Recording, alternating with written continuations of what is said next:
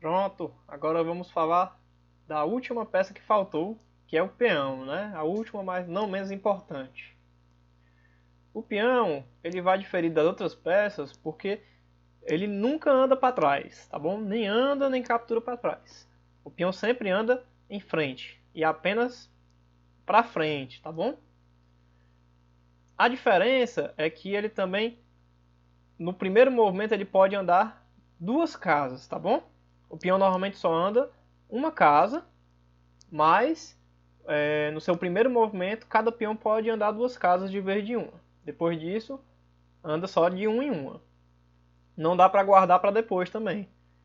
Se andou uma na primeira, não vai querer andar duas na segunda. Não pode. Só pode andar duas se for o primeiro movimento. Tá bom? E diferente das outras peças, ele não captura na mesma direção que ele anda, certo? Quando um peão fica de frente para o outro, simplesmente um bloqueia a andada do outro. Agora, os peões eles capturam em diagonal, tá bom? E só capturam uma casa na diagonal. Esse peão de E4 ele não consegue capturar esse peão de G6. Ele só consegue capturar se tiver encostadinho no outro peão, tá bom? Pode capturar nas duas diagonais. Não pode capturar para frente, não pode capturar para trás. Aqui só para dar o exemplo, né? Captura aqui em D5 ou captura aqui em F5. Não pode capturar para frente, certo? Simplesmente esse bloqueio e não pode andar para trás, nem capturar para trás.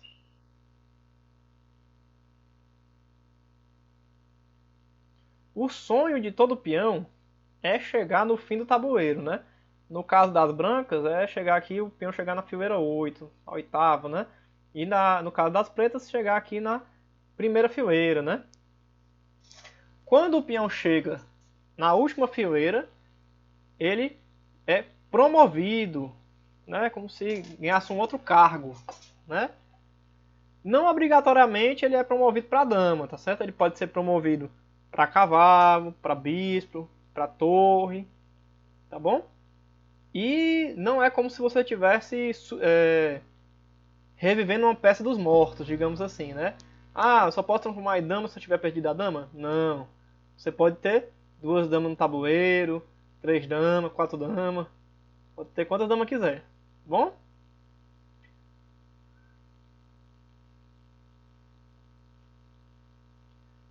E outra regra muito importante é a regra do en passant, tá bom?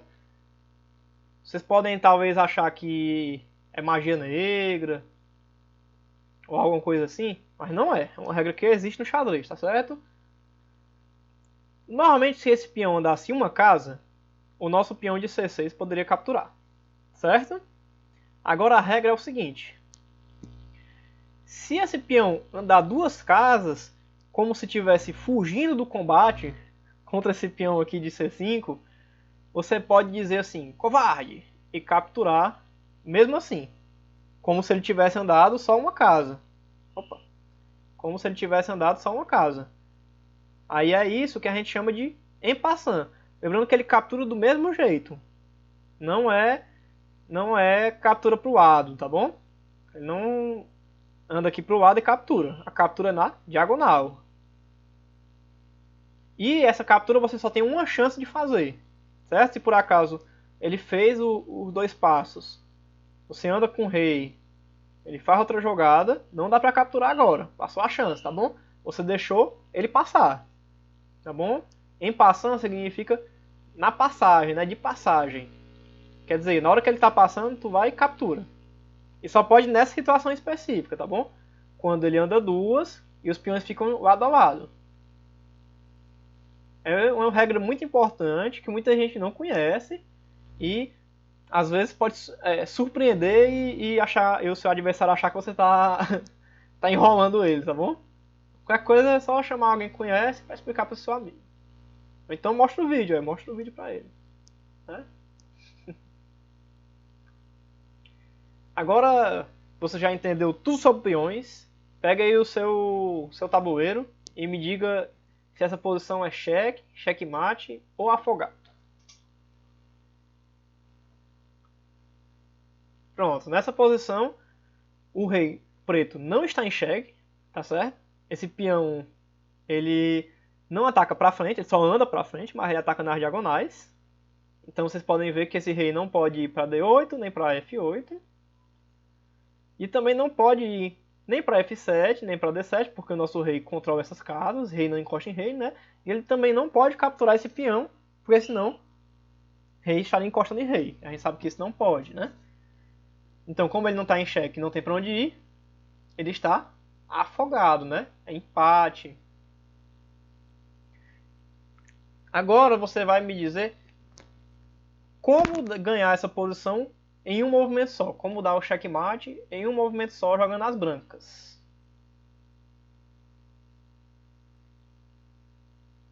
Muito bem. A gente viu que nessa posição, tendo só esse peão, esse rei não tem para onde ir. Então, se ele não tem para onde ir, basta dar um cheque aqui de peão, que é checkmate, né? Ele não pode capturar, porque rei não encosta em rei, né? E também não pode ir para canto nenhum, porque são controladas essas duas casas pelo nosso peão, e essa casa é controlada pelo nosso rei. Então aqui é o famoso checkmate de peão. É o checkmate que o cara gosta de dar mesmo. Chega a dar com gosto esse checkmate. E nessa posição, como é que eu posso dar checkmate em um lance? Aí para essa posição vocês vão precisar lembrar que no primeiro movimento o peão pode andar duas casas, né? Então aqui é peão em G4, checkmate, certo? Vocês veem que o rei não tem para onde ir, não pode fugir para cima, porque as suas próprias peças impedem, e nenhuma dessas peças podem capturar nossos peões, né? E ele também não pode, porque rei não encosta em rei, né? Então aqui é importante vocês lembrarem que pode andar duas casas no primeiro movimento, para poder dar esse checkmate aqui belíssimo. E nessa posição, como é que eu posso dar checkmate em um movimento? Jogando as brancas, né? Aqui a gente vai usar a promoção, né? Aqui você pode promover tanto para a dama, que seja checkmate, né? Que o rei não pode fugir nem para E7, nem para F7, nem para G7. E a dama ataca toda essa fileira. Como também poderia promover para a torre, né? Usando o mesmo princípio. A torre controla toda essa fileira e ele não pode fugir para cá. Promover para outra peça seria um erro, né? Você não conseguiria dar checkmate, seria empate, porque você não conseguiria dar checkmate só de cavalo ou só de bispo. E nessa posição, como é que eu dou checkmate em um lance? Vocês veem aí, se a branca não der checkmate em um lance, vai perder a partida. Porque eles têm bispo, duas torres, dois peões, tá certo? E a gente tem só um peãozito. Se você capturou esse bispo e transformou em dama, promoveu com dama, você errou, porque eu capturo sua dama e não é checkmate, passei apenas cheque. Aqui o certo é, de vez de capturar, promover direto. Promover para quê? Para cavalo. Para vocês verem como o cavalito é traiçoeiro, né? Mesmo que ele seja uma peça mais fraca que a dama, ele numa situação dessa ele vale muito mais. Por quê? Porque o cheque dele pula por cima das outras peças, né? Ele consegue ameaçar o rei aqui pulando por cima das outras peças. E nenhuma delas consegue capturar o cavalo, né? O bispo só ataca em diagonal, a torre só ataca nas filas e colunas, né? E essa torre está obstruída. E o rei está preso por todas as suas peças, né? Então aqui é checkmate de cavalo, promovendo para cavalo. Coisa belíssima, né? E nessa posição, como é que eu posso dar checkmate em um lance, jogando as brancas?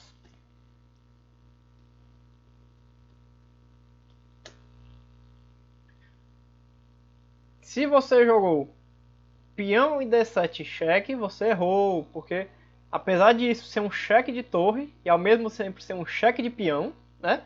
Lembrando que eu falei sobre o cheque descoberto, né? Que você tira uma peça do meio e causa cheque. Aqui no caso é um cheque descoberto e um cheque duplo, porque o peão dá cheque no rei e a torre também dá cheque, né? Mas aqui o rei poderia capturar o peão e sair do cheque da torre, né? Ele usa os dois jeitos de sair de cheque ao mesmo tempo. De um ele sai do meio e do outro ele captura, né? Sai dos dois cheques ao mesmo tempo. Mas, se você disse peão toma F7 cheque, é checkmate. Por quê?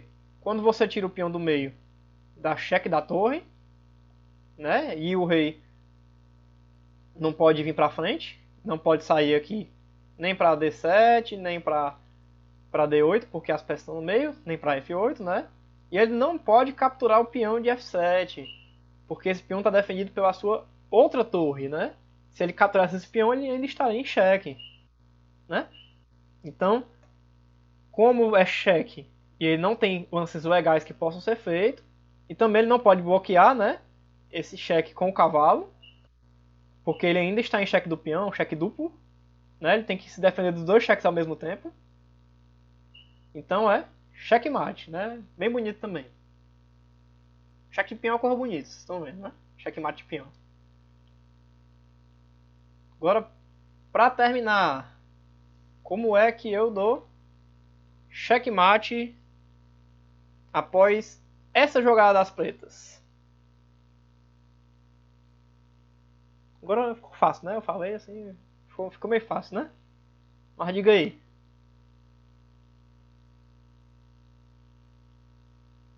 Muito bem. Eu tomo esse peão em passando, né? Você diz assim, covarde, e toma. E é checkmate. Você vê que o rei não pode ir para E6, porque é controlado por esse peão. Não pode ir para F6, porque é controlado por esse outro peão. Não pode fugir para F7, porque tem a torre no meio. Não pode ir para F8, nem para E8, porque essa torre ataca essa fileira, né? Não pode vir para D7, porque a torre também controla essa fileira. Não pode tomar a torre, porque ela é defendida pelo bispo. Se ele tomasse essa torre, ele estaria em xeque pelo bispo. E não pode tomar esse peão, porque rei não encosta em rei. Né? Você vê que é um checkmate que usa tudo que a gente aprendeu. Né? Então aqui é tomando em passando com checkmate. Né? Agora você está quase pronto para poder começar a jogar uma parte de xadrez entendendo tudo. Mas vai precisar ainda ver o próximo vídeo para descobrir a última regra.